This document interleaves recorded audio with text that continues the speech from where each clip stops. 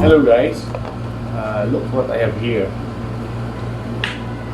Osmo Action Camera by DJI.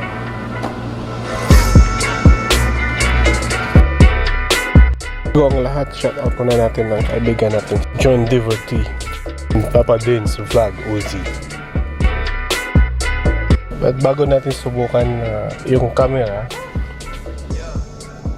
tingnan muna natin kung anong laman ng box, mga accessories na kasama when you avail the product. So meron siyang Osmo camera, may frame casing, battery, itong sticky na holder, ay manual, and a USB Type-C cable.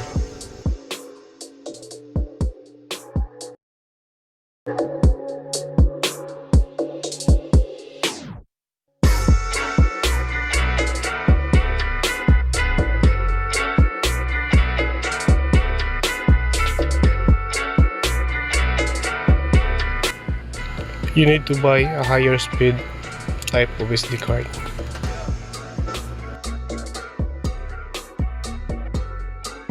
Now let's see what this camera can offer.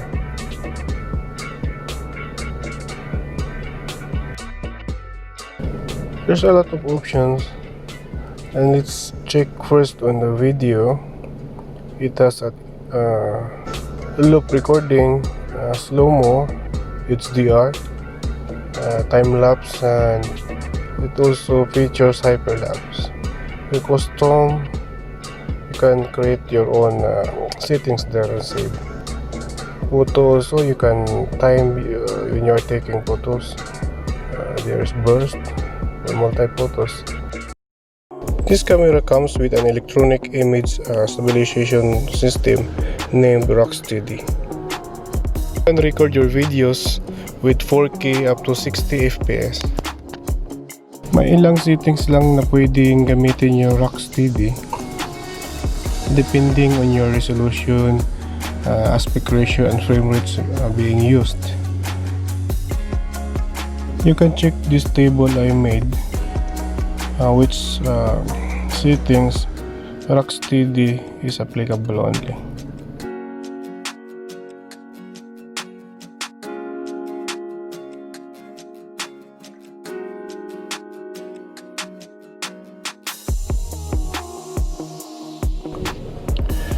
May option din siya na voice control. There are list of commands you can use, like taking photo, screen switch, start recording, and others.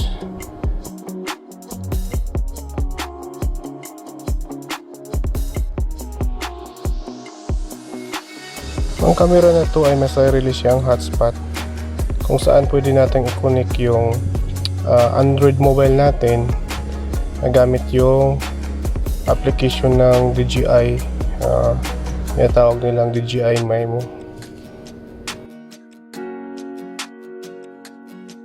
For filming outdoor, you can also activate wind noise reduction. Marami pa siyang ibang options like face-oriented exposure, grid, anti-flicker, screen auto sleep, and also there is an option also for this camera where you can choose either auto rotate the screen,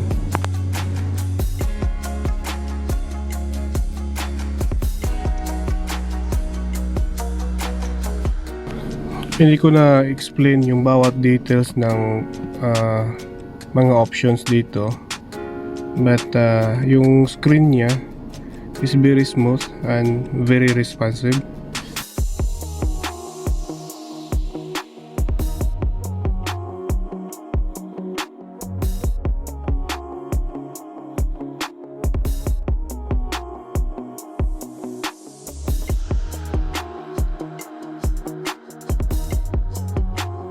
Dalawa din siyang LED indicator.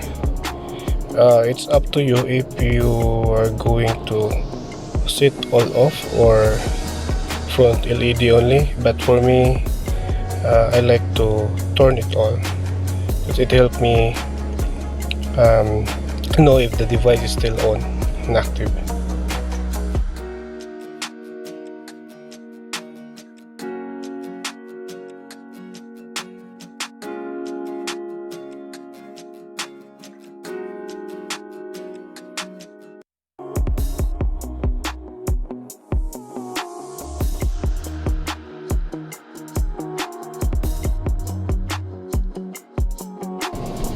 Yung pinaka magandang features na nagustuhan ko sa camera nito is may dalawang screen, back and meron din sa front. So you can use front especially kung you are filming yourself or doing selfies. In the following videos, you will see how Osmo Action Camera perform outdoor.